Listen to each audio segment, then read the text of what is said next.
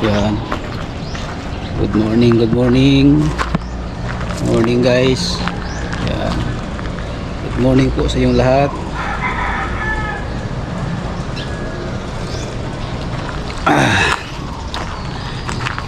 Inom tayo na mainit na tubig.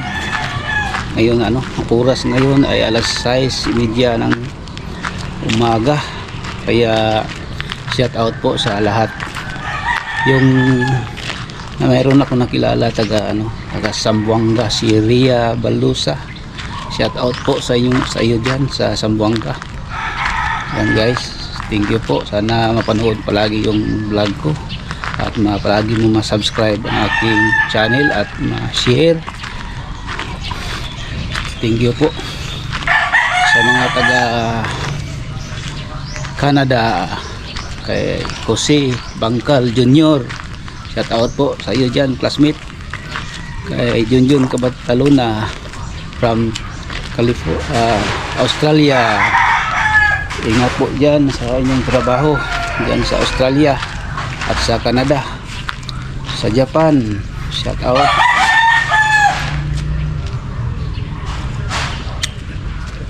Ang init guys. Masarap mag-inom ng init ng tubig. Init na tubig lalo na umaga dahil yung papunta sa ating bituka, yung mga taba-taba na sibo lumalabas yan guys. Yun ang sikreto guys sa bago ka uminom ng malamig. Pero sa akin guys, hindi ako uminom ng ng malamig kahit tanghali o gabi. Pagkatapos ko nang kumain, ito talaga ang iniinom ko, yung mainit na tubig. Kahit anong kakainin mo, halimbawa kung ice cream, nandoon ka sa kuwan. Pero bihira ako kumain ng ice cream guys, dahil alam natin na may edad na tayo. Tapos na ako pala may edad na ako, hindi ko na pwede yung mga pagkain na sobrang tamis, sobrang malamig. Dahil maingat po tayo guys, lalo na yung mga OFW dyan sa labas. Dobling ingat kayo dyan dahil kayo lang pala dyan sa sa labas. Wala tayong pamilya, malayo tayo sa ating mga kapatid, mag-anak natin o sa ating mga ina o ama. Tapos kung magkasakit tayo lang ang sa ating sarili, magsika para magamot natin ang ating sarili. Dahil malayo tayo diyan sa dito sa Pilipinas. Kaya dobling ingat kayo diyan mga OFW. Alam ko na mahirap din kayo diyan sa pagtrabaho. Kaya palagi tayong ingat sa sarili. Yung mga kaibigan ko diyan sa mga OFW, dobling ingat po kayo diyan sa diyan sa labas dahil kahit magsikap tayo para sa ating pamilya, sikapin natin makapadala tayo, makahulog tayo ng pera para sa ating pamilya. Kaya ingatin natin ang ating katawan para palagi tayong safe. Tapos wag masyadong magpuyat. Kung oras ng trabaho tayo.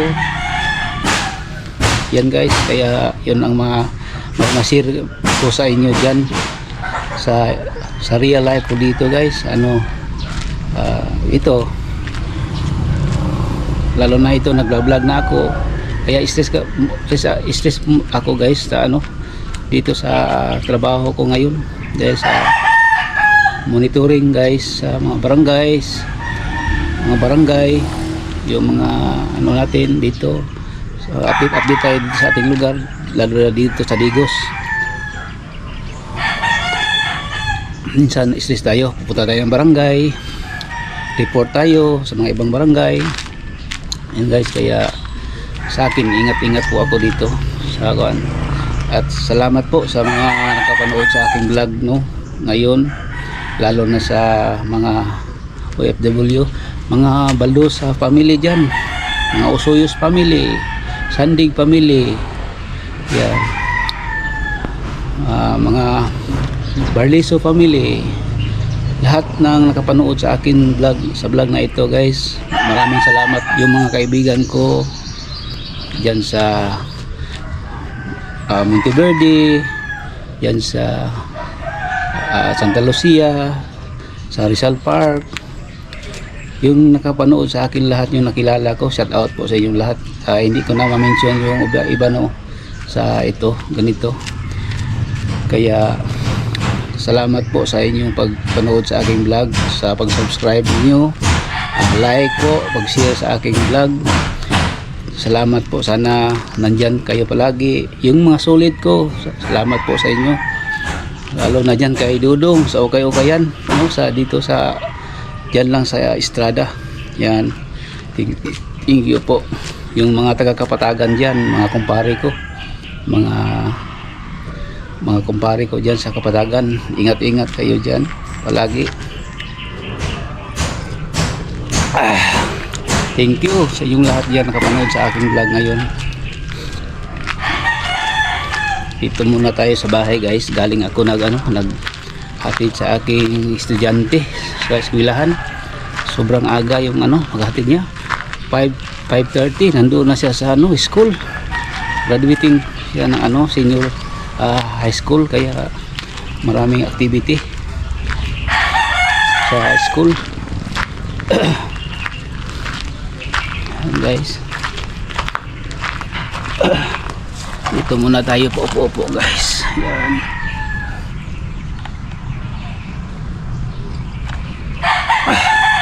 ang sarap na pure na init na tubig, walang halong kape, gatas, wala. Ito lang, ang sarap sa pagkariramdam na guys, dahil parang papasok sa yung tiyan, mainit, tapos parang yung yung katawan mo yung parang mag-active. Yan, minsan mag-inom ako ng laban na yung mga herbal. Yan guys, yung mga malunggay, yung guyabano, yan yung dahon, lalagain ko yan, masarap yan sa at saka yung mga herbal, masarap yan guys sa sa ating katawan. Ulitin ko po, shout out sa inyong lahat, sa inyong lahat yan. Ito daw guys, masarap daw ito guys na guys, may pakita ko sa inyo guys, yung ang dahon nito pwedeng ilagay sa tinula. Tapos ito, kung inumin mo 3 baso, lalagain mo siya, tapos yun ang 3 baso, tapos ilaga mo hanggang mag-1 baso. Yun ang hindi ka pa kumakain ng umaga, yun ang inumin mo. Nandito lang sa daan, makita niyo guys, yung maglabo yung mata mo, ito ang yung inumin mo sa tuwing umaga. Hindi pa kayo makainom ng yung ibang tubig, yung kape, hindi muna. Ito muna unahin mo. Before 1 hour pwede ka nang uminom ng mga kape, yung ininom ninyo, pero ito ang unahin niyo guys, lalagain niyo muna, tapos yung maligam-gam na pag-inom ninyo. Ito guys, pakita ko sa inyo ha.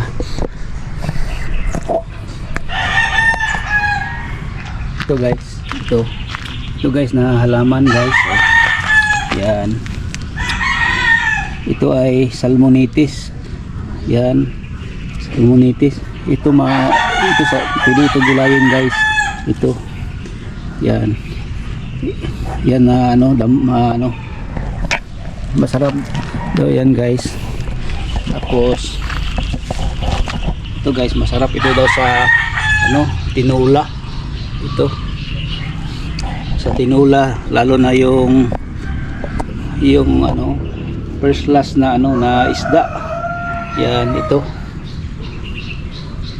lalagayin mo ito guys, bubunutin mo ito lahat, ito, tapos yung lahat ng katawan at saka yung mga gamot-gamot niya, yung mga niya, mga roots, kasama mo, hugasan mo lahat.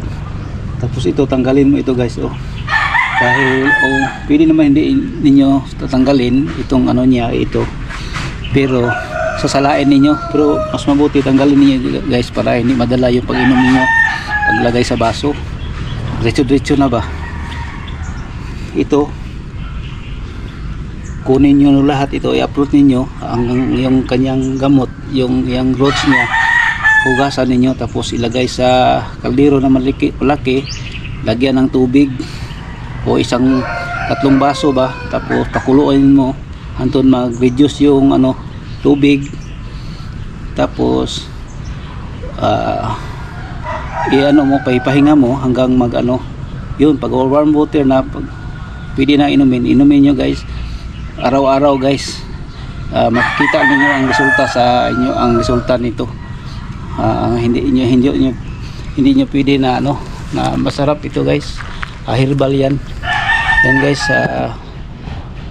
Sa mga nakapanood dito guys, i-try niyo guys itong halaman na ito guys. Maganda ito sa ating katawan, lalo yung lumalabo yung ating mata. Yun guys, siguro dala ng edad, pero mas maganda yung subukan niyo ito. Sinusubukan ko ito guys, 3 days pa, dahil nabasa ko sa Facebook o sa nasubukan ko na yan guys, pero okay, parang okay, walang tapos yung bawas nyo araw-araw sa pagbabawas ninyo, yan masarap, lahat lumalabas yan guys. Yan ang sikreto ko ngayon guys. Hindi ko muna iinom ng mga ibang mga dyan, yung mga synthetic, bawal yan guys. Kung kumonsulta kayo sa doktor ninyo para maiwasan nyo ang yung mga ibang inumin. Yan guys, hanggang dito na lang yung vlog ko. Maraming salamat sa pagpanood nyo sa akin. Salamat po sa inyong lahat, mga OFW dyan. Mag-ingat kayo dyan, mga kakilala sa akin. Magandang araw sa inyong lahat, at sana nasa mabuti kayong kalagayan sa inyong pamilya, sa mga pamilya nyo, sa inyong kanya-kanyang bahay nyo guys. Maraming salamat. Thank you very much sa inyong pagpanood sa aking vlog ngayon. Maraming salamat po. God bless you. I love you all.